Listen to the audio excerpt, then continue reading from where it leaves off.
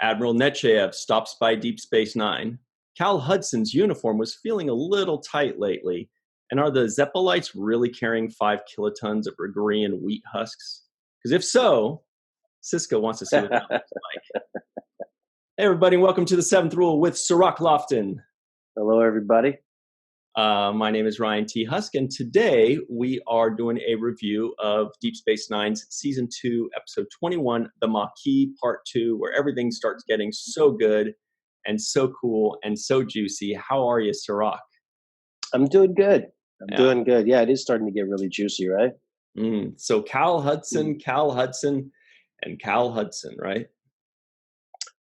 Very good. Yeah, they have a nice little opening scene there. I like Sisko's opening scene. It kind of starts with Cal and then moves on to Kira. Mm-hmm. But he says he really comes off, and they say you got to establish a dialogue, and I think that was the Admiral, right? Yeah, you mean Admiral Nechayev. Right? Now, Admiral Nechayev, what's really cool about her, and I could be wrong, but I don't think we've seen her yet in Deep Space Nine. I think this is the first time. But she was pretty frequently used in Next Generation. She was kind of like Picard's foil. She was the lady that was always telling Picard, no. She was the one that was just always like, no. And Picard would be like, well, I should do blah, blah, blah. And she'd be like, no, sorry, you're going over. So she's always been kind of a tough ass, and so it's cool to see her on Deep Space Nine being like, all right, who else can I tell what? Oh, she's a good ball breaker. She's great, yeah. And she does some ball breaking on Sisko when she tells him to establish a dialogue. Yeah. He's like, what the hell do you think I am trying to do all this time? I'm trying to establish a dialogue. Mm-hmm. And it was, it's a good scene.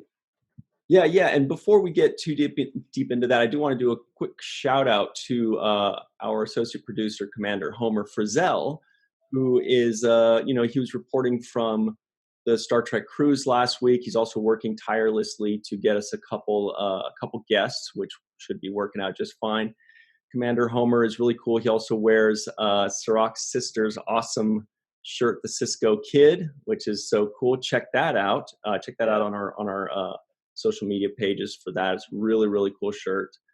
I'll be getting mine soon.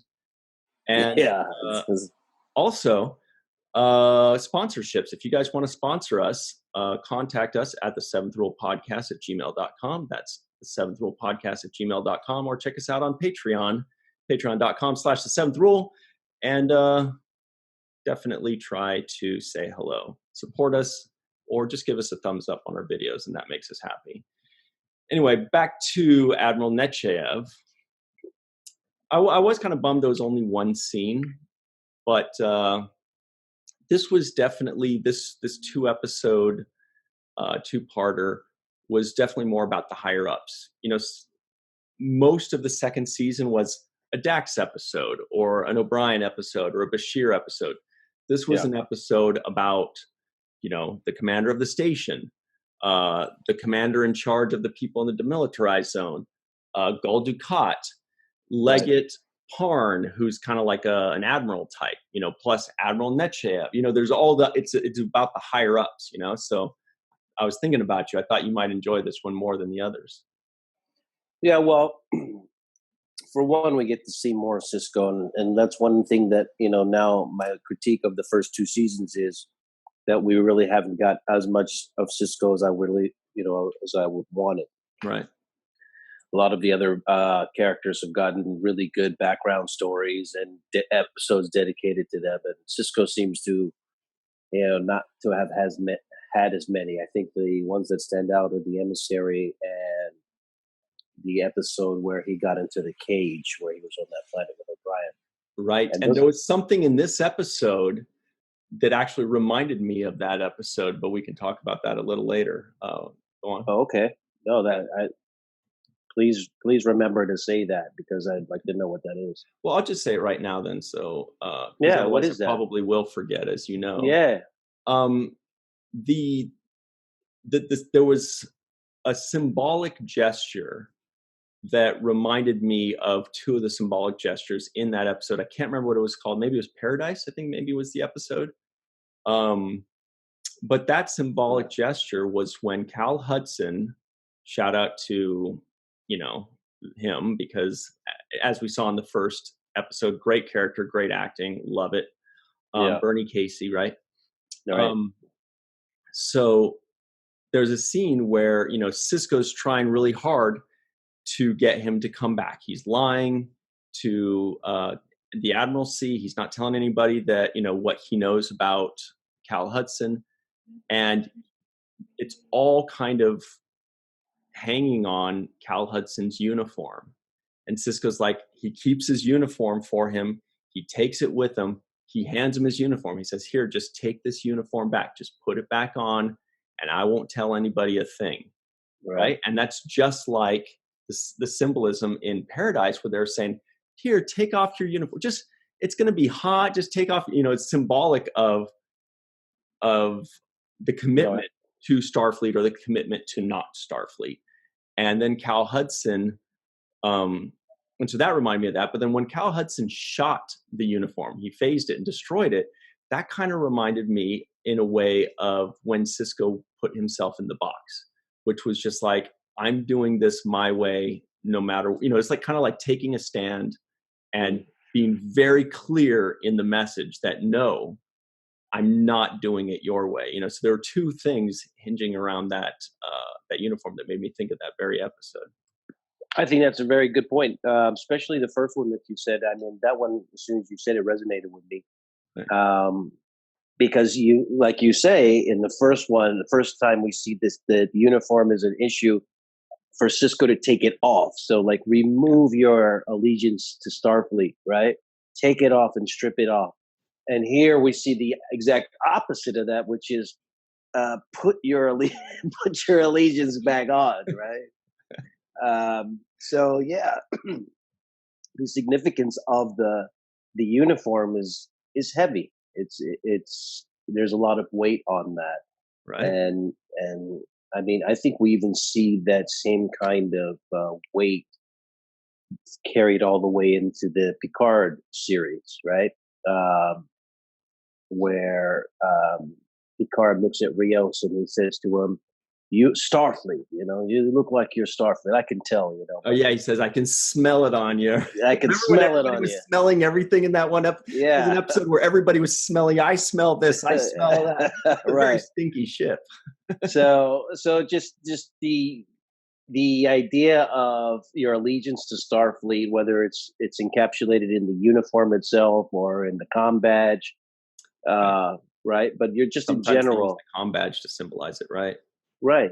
So just your allegiance to it, and it's like, it has that kind of deep-seated meaning. Even the people that want to turn away from it, it still means a lot to turn it down, right? Even in this episode, we see Cal Hudson looks at it for a while, right? And he's like, he had to make that conscious decision to phase it and to shoot at it, which actually in that moment you think he's going to fire at Sisko. It looks like he's about to fire at Sisko, right? Mm-hmm.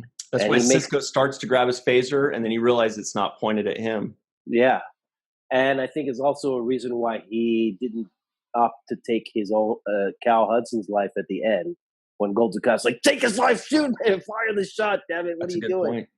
And I think it was like, well, the guy let me live. He had a chance to kill me several times. He didn't do it. We're old friends, and I'm not going to do that. So he's fighting for what he believes in, and I'm not going to make the judgment call right here on that. Just now when you're talking about that, it reminded me of something, because the underlying theme is, personally, I think one of the best themes that we've had so far, which is kind of, your best friend or your brother or your sister or one of your really good friends, if they're on the other side of things, and then you would you take your loyalty to your job and your career, or do you take your loyalty to your friend? What do you do? Because Sisko broke the rules, man. I mean, he lied to the admiral saying that he hadn't seen him. He didn't take him in. He probably shouldn't have shot him down and killed him, but he definitely should have taken him in. and Yeah. he is showing his loyalty to his friend, that it's not just a friend, it's a very close friend. And it brings up a really interesting theme. And just now when you're talking about it, I was looking back at how many times that's kind of been done in different shows and different movies. And it would actually remind me of The Fox and the Hound. You know, like that old story of like, they grew up together, they're like best friends, and then oops, it turns out that one guy's job is to capture the other guy, and he's just like, you know, I don't actually remember how the story ends. Maybe he does capture him, but it reminded me of that. Well, you know, the thing that really stood out to me was how Kira's character plays like a really pivotal point in this episode, because Sisko is caught in between uh, trying to sympathize with the people who are fighting in this rebellion, and also sympathize with Starfleet and protocol and, you know, the treaty that they have and the peace agreements that they have. So he's trying to balance these two things out. And Kira does a great job for me of breaking down what it is that the freedom fighters, the rebellion, is about, you know, and what their cause is for. And that's why I think the opening scene, going back to what I've been kind of starting with, Cal Hudson says, hey, he gives his speech, and Sisko says, I think that reminds me of like revenge. That sounds like revenge. And, Right. And then he says something like, no, it's retaliation or yeah, no, I like to think of it as retaliation. Yeah. But something. and so that locks us in right away to where the mindset is. That's where Cal's coming from. That's what his mindset is. But when Sisko goes on the rant in the opening monologue, and he starts to say, you know, you guys over there in the Federation, you got it easy over there. You got no crime, no poverty, no war, and it's easy to make a decision under those circumstances. But when you have people in the streets starving and trying to fight for their survival, they, you know, they're not saints in paradise, is what he is with exactly the lines he was using. So the saints in paradise, it's like, yeah, okay, well, you know what? Yeah, under ideal conditions, yeah, you shouldn't steal, and you shouldn't do this, and you shouldn't do that. Yeah, that's right. We can all agree that. Duh, we all know that. But right, but but you know, if I'm starving, I'm gonna steal some food, right, so I can eat. And 9 times out of 10, somebody is gonna say, well, he had a kind of a right to do that because of the situation. He's starving, right? Right. Or in this case, if some people are attacking your village, killing is wrong. But if you're killing to defend yourself and your people and your home and your family, then, you know, we can't deal, you know, as they say in Star Wars land, only Sith deal in absolutes. You know, we can't say it's, you know, you can never, ever do that, because we don't know. There are extenuating circumstances. There's extenuating circumstances that could justify that kind of action, right? And that's what I think. That's what this episode does a good job of focusing on, is the extenuating circumstances that drive people to do what they do, and also the dividing lines, how it kind of it separates, you know, one side from the other. Are you in? Are you out? And also the determination, like, you know, I'm going to do this no matter what you say, right? I think you highlighted that with Cal Hudson kind of blowing up the Starfleet uniform. But there were a lot of little moments that I liked in this, and I think that one of the things that I have to credit the writers for is they have a lot of dialogue that keeps the flow going, and also injects slight humor in places that allows me to have a little relief and realize that, you know, there's various layers. I liked particularly when Odo says to Sisko, how long should I keep him here? And Sisko responds, forever. And I just like that line, you know. They love that kind of stuff. Yeah. What are you up to this time, Quark? Yeah. How long should I keep him here? You know, that already implies that he's ready to let him go, right? Yeah. So, but and Sisko's line is just so clever. It's just like, forever. Like, you know, you guys are going to be doing this for the rest of this show. So just get used to it. But yeah, I there's a lot of moments like that that I like. Quark has so many of them where he just has these one-liners.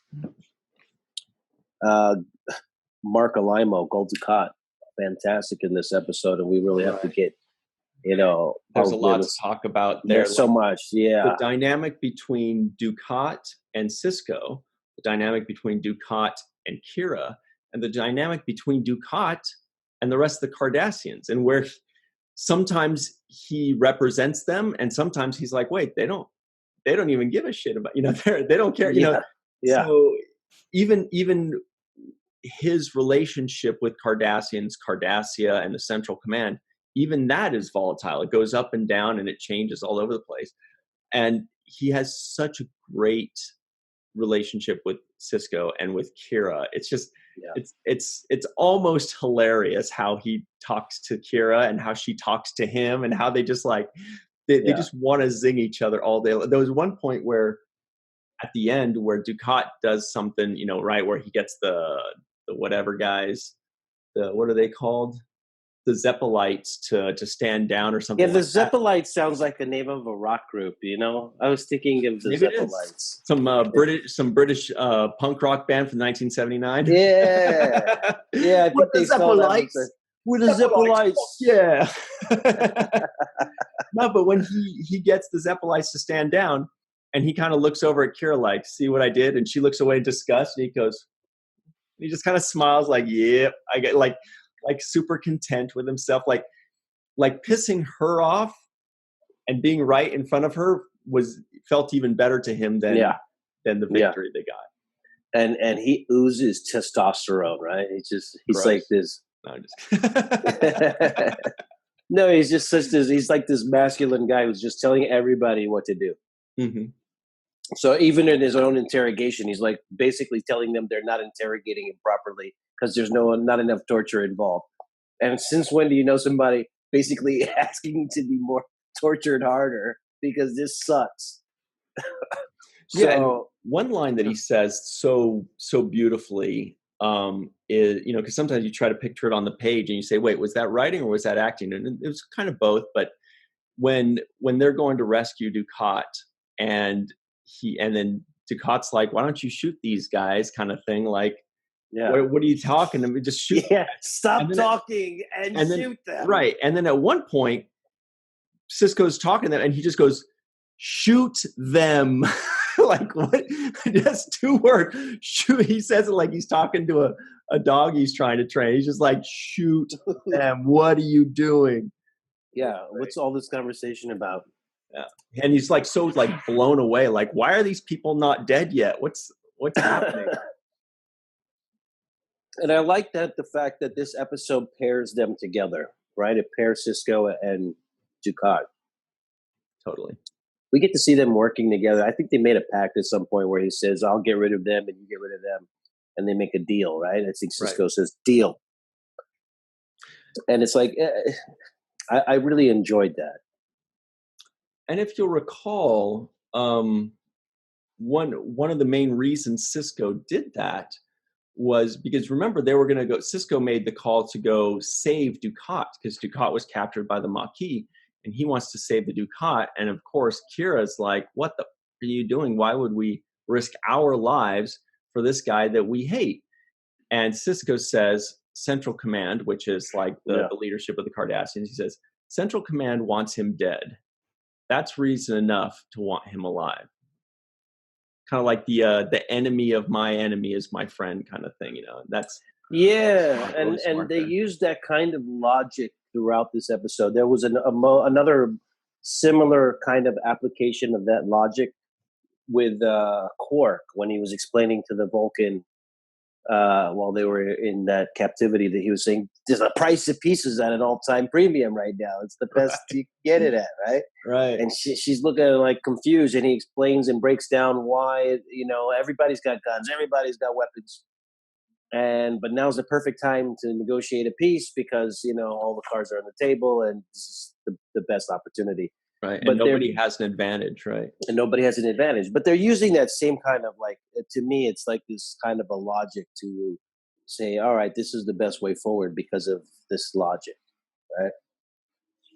Um, I like the scene where Ducat is going on explaining about how Cardassian's justice system is perfect. We don't make And mistakes. we don't make, yeah, I love that. He was like, we don't make mistakes. And he says, in Cardassia, we know the verdict before the trial.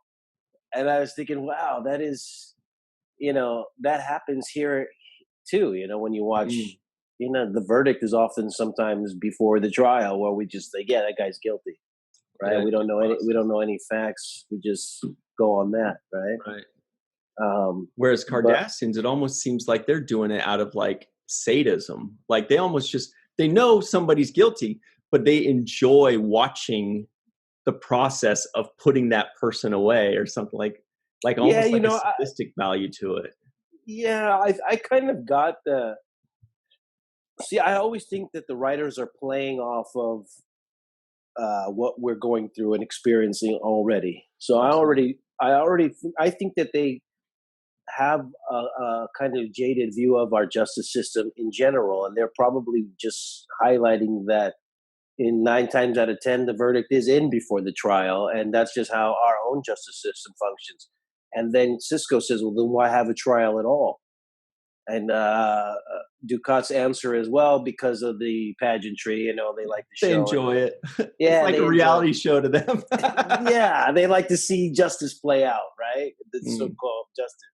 And I think of those kinds of things when you see, whatever it is. I don't want to pull a bad example, but we see somebody get arrested, we immediately say, "Oh, he's guilty of that." That's hang him up at the stakes and burn him, But you know, and then we don't really know all the details. We only know one side of the story or what we think we right. know. So then I think, oh yeah, is that really the case? Do we really just have this show of a trial when we already kind of feel like we're going to go lean one way or another, anyways?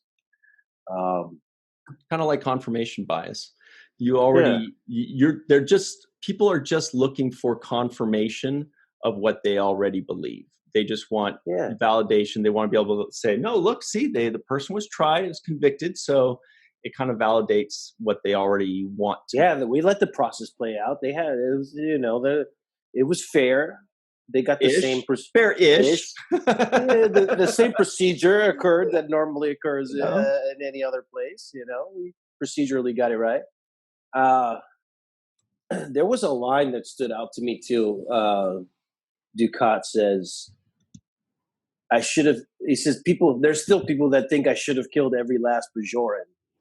And then he says, "Too late for that, unfortunately."